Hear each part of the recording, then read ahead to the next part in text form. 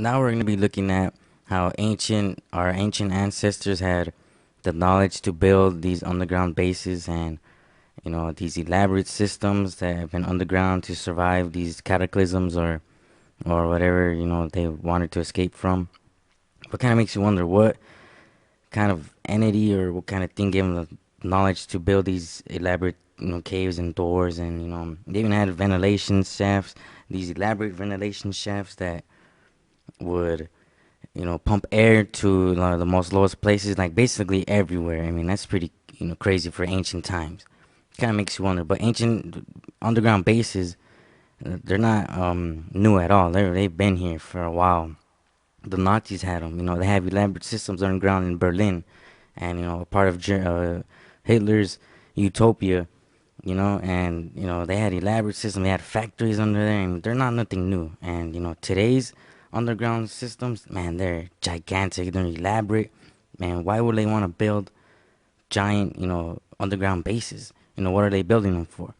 The military calls them deep underground military bases, DUMB, and they're all over the place. And it kind of makes you wonder. It's like, why are they all over the place? And it's kind of overwhelming, the size of them.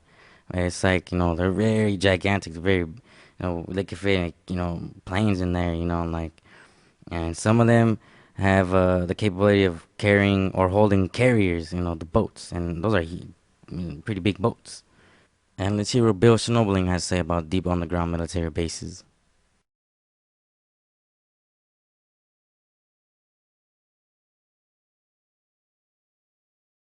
That brings us to underground bases. How's that for a smooth segue? A key component of understanding how all this fits into the end time plan is the idea that there has been a collusion between our government and the B'nai Elohim, the sons of God.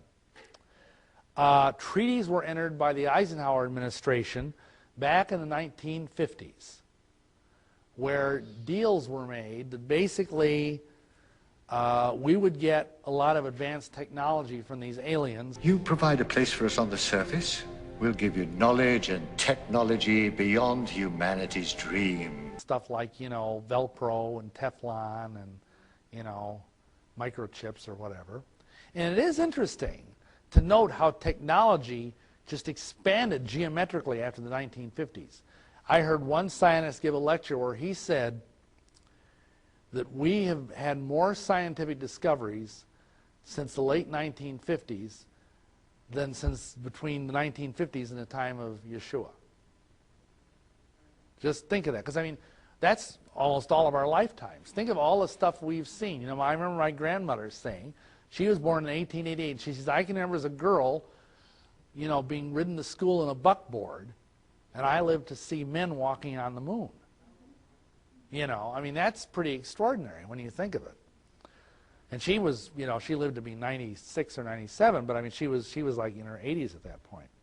So anyhow, we get supposedly all this technology, and in return, the aliens, whatever they are, the B'nai Elohim, get to experiment on a few of our citizens. Pull them up in the spacecraft. Oh, they also get to kill a few hundred cattle here and there and cut out their innards. But that's another talk. Anyway, so the other thing they get is they got the right to build these underground bases.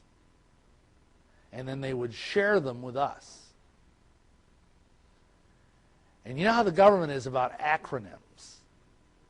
CIA, FBI, NSA, da-da-da-da. Well, they had to call these DUMBs, Deep Underground Military Bases.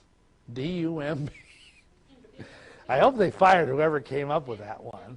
Anyhow, this is supposed to be a joint effort between the military and our aliens. And what happened is the aliens gave us the technology to build this, it's called a subterrane. And basically it moves through the earth at 5 miles an hour.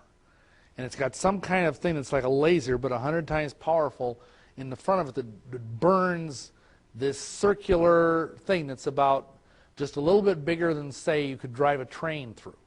This big cylinder, and it moves, and with this you can, 5 miles an hour, you could, make some good progress, and it melts the rock so that when it comes out the other end, it's as smooth as can be, just like volcanic glass. Don't believe me? There's the picture of one. That's a U.S. Air Force submarine. And basically, these tunnels honeycomb These hills are honeycombed. the Southwest especially, but they're even in this part of the country, they often are connected to old U.S. military missile silos, or even not so old military silos. But I know they're especially strong in the Southwest, the Four Corners region. And there are bases that are up to 5 miles deep beneath us, entire cities down there. And in fact, I know there's this one fellow who has since been murdered, but he was actually a worker. He was a military worker in one of these bases. And the aliens were supposed to keep to the lowest levels. And the humans were supposed to keep to the upper levels. But apparently some alien made a mistake, and this guy said he was on an elevator riding from whatever level to whatever level, and the elevator ding, the doors open, and in walks this, 7-foot-tall lizard in a lab coat and a black tie, complete with pocket protector. And he just, what do you do? Kind of how you, what do you do when you're in an elevator with a 7-foot-tall lizard? You hope he's not hungry, And the guy just totally freaked, and they said later on the lizard was demoted for doing that. But anyhow, he was a reptilian. And what happened is it ended up that the military discovered that the aliens were not keeping their part of the treaty.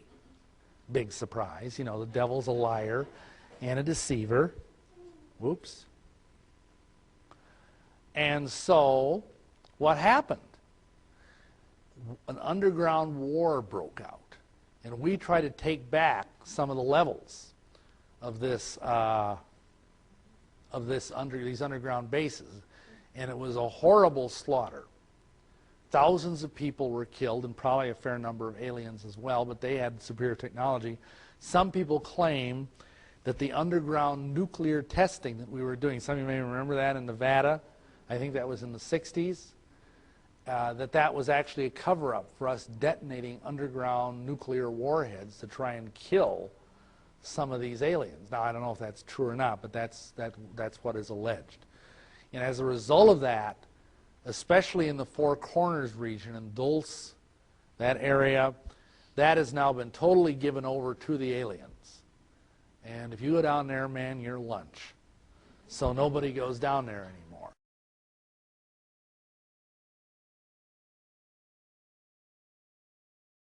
That the Alpha Draconans are here now, where... There are 1,833 of them that have been living underground between 100 and 200 miles beneath the surface. They've been here, some of them have been here a long, long time. They have lifespans that are thousands of years. They're carnivorous. They are not friendly to mankind, at least the ones that are here. Are you saying carnivorous, they eat humans? Yes. And they won't eat a dead human. It has to be alive at the time of the killing. Their preference is children. And we've been told, you shouldn't talk about that. There are other people say, well, you better not talk about the reptilians. Well, bull. Why not? According to the Andromedans, they're responsible for 31,712 children disappearing in the last 25 years from the United States. These children were food. And I'm supposed to just shut up and not say anything about it because people don't want to hear it? That's tough. That's tough. Westchester County, in the last 5 years, 3,000 children in Westchester County, New York, have vanished without a trace. Where are they going? Why are we allowing this to happen? And why should people stay in denial about it? Now, how are they able to do this? How are they able to? How are they able to? How are they able to do it? How are they able to come up out of this from underground and do it, or do they have? There are tunneling systems everywhere. They're being helped by the Greys, and also there are groups within the higher echelon that are actually helping them acquire this. So human beings are abducting the kids and giving them to the Greys, who in turn give them to the Alpha Draconans? That's right. That's part of the deal. They won't come up as long as we feed them down there.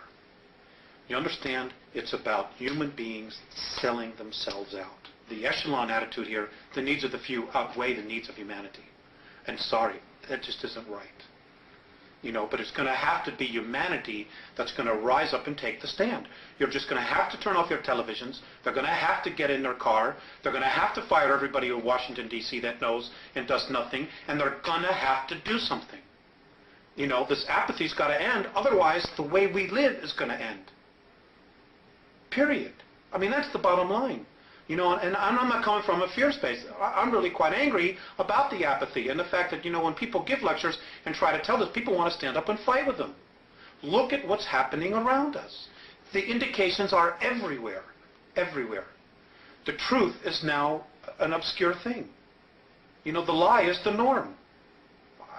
There's something wrong here. What's wrong with this picture? Aside from the carnivorous aspect to the Alpha Draconians, why else are they dangerous to humanity? Because they don't like us. And what are they willing to do with humanity? Eat us. There's no need for us. I mean, look at where we are.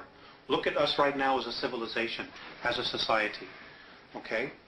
They don't need anything. They have all this technology that they want. We can't really offer them except maybe work, do some work for them. But they don't need all of us to work for them. They don't respect human life in any way whatsoever. And this goes back to Lyra, to where the original war started. When they got to Lyra originally, they saw this human race that was plentiful in food, that could grow food, that could do all of these agricultural things. And mankind on a whole is really agricultural. We really, as a race, if we were left alone, would be nurturing the earth. We would be living in tribal communities like the Native American Indians did. You know, that's really our essence, our nature. I'm sorry. That's really our nature, our essence. And you know, the cities and the culture that we're living in now has totally cut us off from the land, from what our real essence is, which is nature.